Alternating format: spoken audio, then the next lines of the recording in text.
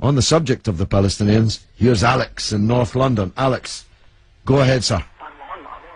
Hi George, I'm calling from North London. I've been listening to you for 3 months now. Okay. Never had the chance to speak to you. Okay. But I was just calling on. I was listening to you a couple of nights ago, and you were talking to these people, and they were saying that Israel, the Jews, did not have the right to gain Israel from the Palestinians. And I was just saying, throughout history, the Jews have been persecuted, obviously, from the Holocaust, and we were granted Israel as a result of this. And I feel that... granted by whom? We were granted, from Britain and other countries, granted us that. But what right did Britain have to grant you somebody else's country? Well, it's due because we lost 6 million people. No. I'm not arguing about that. I'm going to come on to that. But what right did Britain have to grant you somebody else's country? We had the right because we lost 6 million people and we did not have a home. Well, yeah, I'm going to ask you for a third time. What right did Britain have to grant you somebody else's country? Well, they didn't. Well, they were giving us the right because it was they were basically gave us because of the. But they gave you somebody else's country. That's the point I'm making, Alex. Can you deal with it? Yeah, but the Jews have had to have also had to.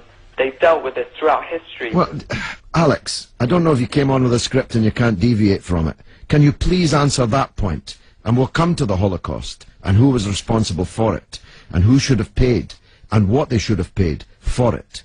But given that you've said Britain granted you, and you're presumably saying you because you're Jewish, somebody else's country, I'm asking you, what right did Britain have to grant you somebody else's country? Britain, you could say they didn't have a right, but they came in and dealt with us and with the Jews having lost all these lives, and they basically granted us this land. Okay. Well, I see I'm getting nowhere on this, Alex, so let me deal with your overarching point. Maybe you're just not equipped to deal with the principal point that I have made. The Jews have suffered racist anti-Semitism down the ages in many, many European countries, including our own. They were subject to regular discrimination at best, and pogrom and murder at most. That's undoubtedly true. The one place in the entire world that Jews were neither discriminated against nor subject to pogrom was the Muslim world. In fact, so much was that the case that when Christianity came back to power in Spain, in Andalusia, in the western extent of the Islamic Empire, when the Muslims left, the Jews left with them because they feared the Christian anti-Semitism which would be unleashed in the wake of the departure of the Islamic civilization in the West. That's why so many Jews are to be found even today, and were to be found in profusion before the creation of the State of Israel, in countries like Morocco and along the North African coast, because under the protection of the Muslims, the Jews left Europe and went to live in North Africa. The Palestine that was wiped off the map when Britain granted you somebody else's country had Jews living side by side with Christians and Muslims for century upon century without the slightest trace of discrimination or violence or pogrom. So, what's happened is that Christian anti-Semitism in Europe, which massacred 6 million Jews in the greatest crime in human history, was paid for not by the Christian countries of Europe that either practiced or turned a blind eye to that anti-Semitism, but was paid by the very people who were completely innocent of that Holocaust, who had never persecuted the Jews, who had never pogromed the Jews.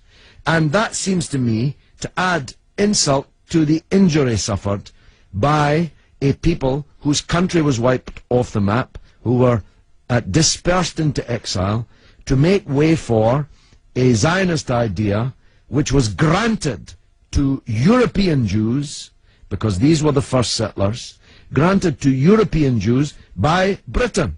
And as you have singularly failed, 4 times I asked you, to acknowledge that Britain had no right to give away somebody else's country, one country giving to a second people the land that actually belonged to a third people, it seems to me an all-round injustice, don't you think, Alex?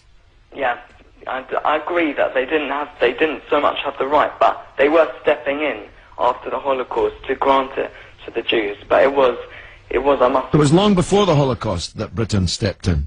Britain stepped in 1917 with the Balfour Declaration made by the British Minister Balfour on our behalf to a group of atheistic Zionist Jews. I make the point about atheism because it's now claimed that this is some biblical land right, as if God was an estate agent.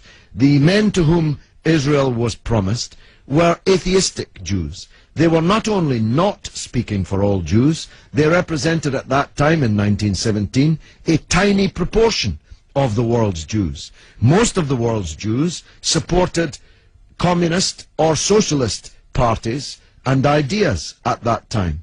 The Zionists represented a tiny sliver of Jewish opinion at that time. Yet Balfour promised them the land which belonged to a third people, without consulting either the British or the world's Jews, and least of all, consulting the Palestinians.